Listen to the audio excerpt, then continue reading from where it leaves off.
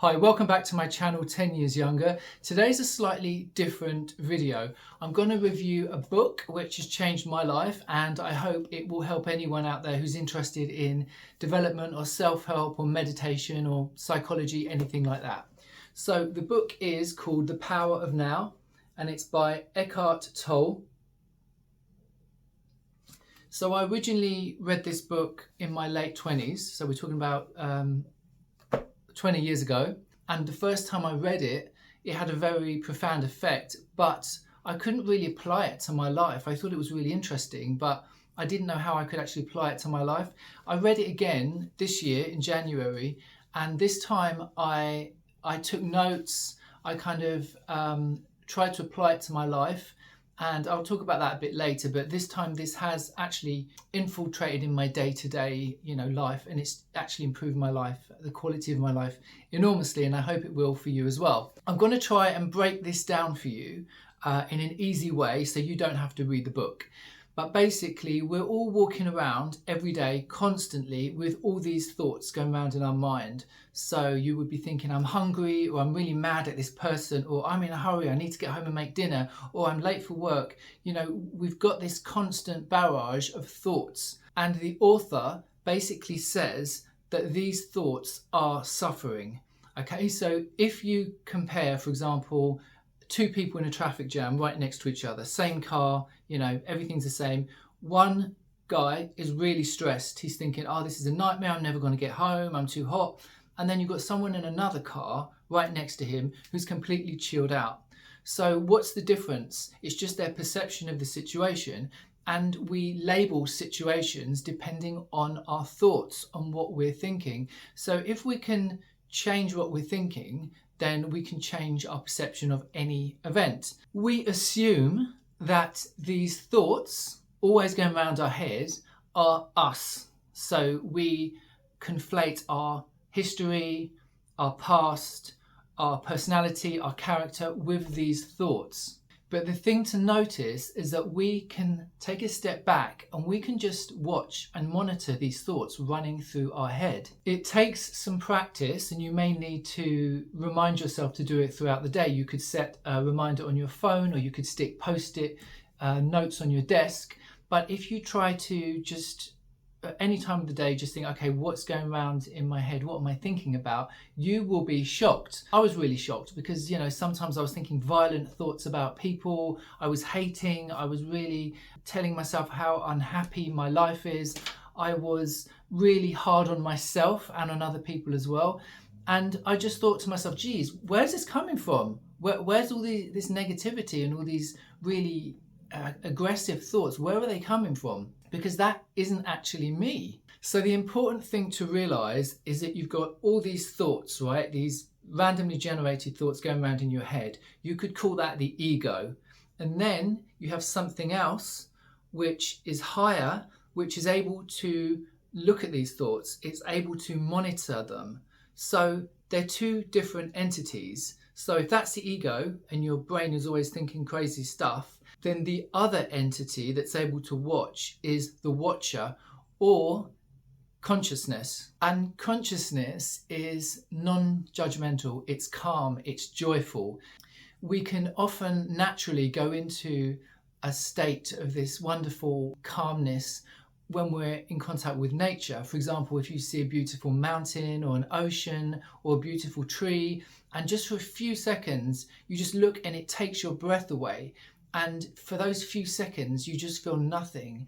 There's no thoughts going around in your head. It's just you and the tree or the ocean, and this sense of wonder and peace. So our thoughts are like a filter between us and the rest of the world, the lives that we're living. So it's something really getting in the way of us experiencing our own life.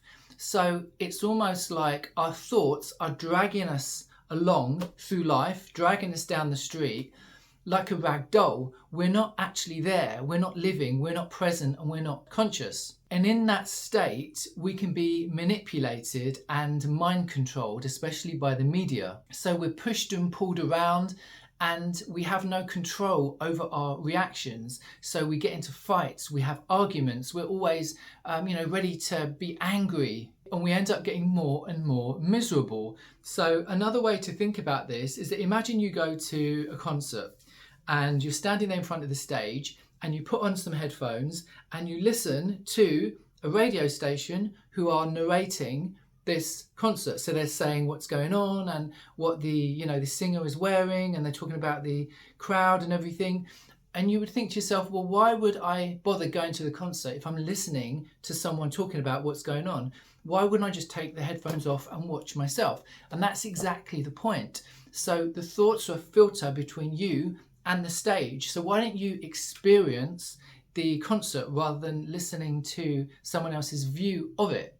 The idea is to do things mindfully. So whether you're cooking or you're walking down the street, you want to actually be there. You don't want to be stuck in your mind.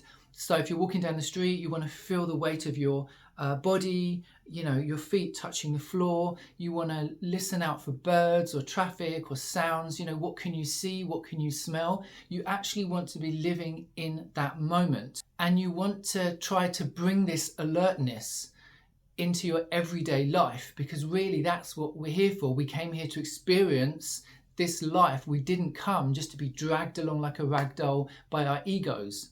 So this is tricky to begin with. So what I did is to keep reminding myself throughout the day. So I left little notes around just to be conscious, just to take a break and just think what's going on in my head. And after I did this for maybe 2 or 3 weeks, it kind of became more natural and my state of mind improved. I was less stressed. And the biggest thing is that I didn't react to situations and people as much, because I was in this calm state for more of the time.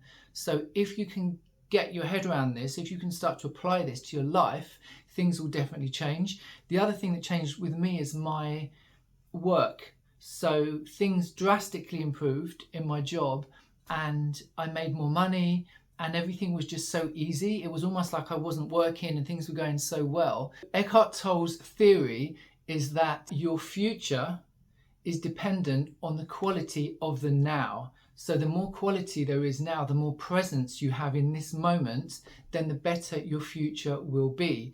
So he says there's only the present, there's only this moment now. Obviously the past is gone. If you're thinking about the past, you're thinking about it in this moment now. If you're thinking about the future, you're thinking about it now. And when the future comes, well, you're in the present moment. There never is a future. And you could look at it as there was never a past as well. There's only the now. So as with any spiritual practice, then there's ups and downs. It's not always good. So I was on like a real high and I was doing so well. Then I went on holiday. I completely forgot it. I didn't practice this during holiday. And then when I got back, I'm not at the same level, but I'm still, trying to get back to where I was. But like any journey in life, there's ups and downs. So when people talk about meditation, or when I try and talk meditation to other people, normally the answer is, their eyes glaze over and they're like, no, I couldn't sit still for 30 seconds. My mind is too active. I couldn't do it. But instead of the idea of you have to sit there in a Zen-like trance for an hour, if you just say, just watch your thoughts.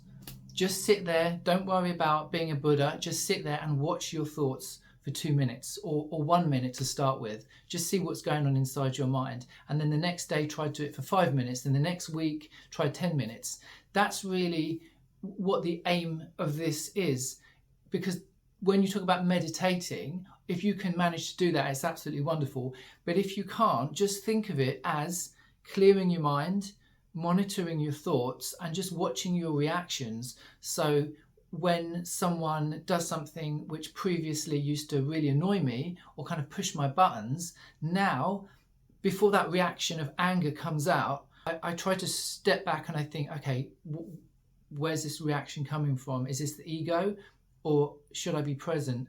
And then in a lot of cases, I'm able to overcome that angry reaction And the other thing about this is karma. So karma, as I've learned, is basically how you react to things. So I used to think like, oh, if you've done something really bad, that's going to come and, you know, punch you in the face in a few years' time. But actually all karma is how you're reacting to people and situations. So if you react in a bad way, that's going to come back to you. But if you don't react, then there's kind of like a calm, a peace. It goes back to this idea about your future. The quality of your future is dependent on the amount of presence you have in this moment now. The future is an extension of this moment.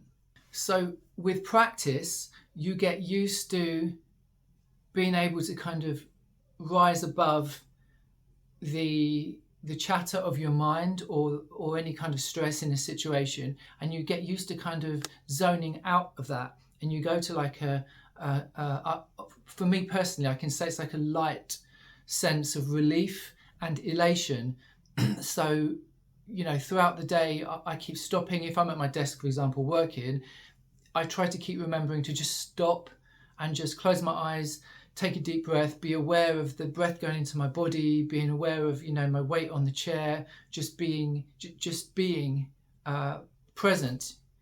And I just get this elation, this wonderful feeling of lightness, which is a massive relief. If you're someone who suffered from depression or you're super stressed or anxious, this will really help you. So I hate flying. I've always been scared of flying, and there are various things I've done to try to reduce that fear. But the last time I took a flight, I was really, really present. I was really conscious as I was getting onto the plane. I was like, I'm in this moment now.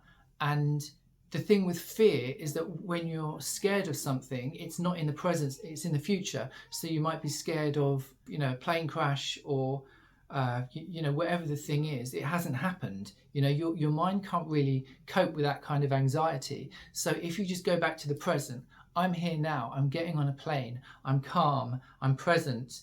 Oh, look at all the people around me. This seat is comfortable. You know, you just kind of, you stay in the now. And then that fear doesn't take you over. So there's many different areas in your life where this could be applied. And another one is relationships, you know, because a lot of relationship problems are to do with someone triggering someone else. You know, they kind of push their buttons and they react, and then it's an argument, and then you say, I never want to see this person again. So what he says in the book is not that a relationship is there to make you happy. Relationships are there to make you conscious, and that could be friendship or relationship, could be neighbors, it could be any type of you know, connection in life. But those type of relationships are there to make you conscious. And my cat wants to come and be conscious with me as well. So thanks very much for watching this. If you do read this book, and I'll link it below on Amazon. If you do read this book, then let me know if it helped you, or if you've already read this book, maybe you found ways to apply it in your life that would help me. I'd really like to know how you apply this in your life. The other thing I wanted to mention is that there are two versions of this book. So this is the original Power of Now, A Guide to Spiritual Enlightenment, and there's also there's an orange version which I can't find, I don't know where it's gone, but it's basically a more concise version of this book. So it's kind of, if you're not a fan of reading, or if you want, you know, more information quicker, then get the orange version. I'll try and find the link to both, and I'll put them below. So thank you so much for watching. If you've enjoyed this, please consider giving me a thumbs up and subscribe. It would really help my channel. And me and my cat will see you next time.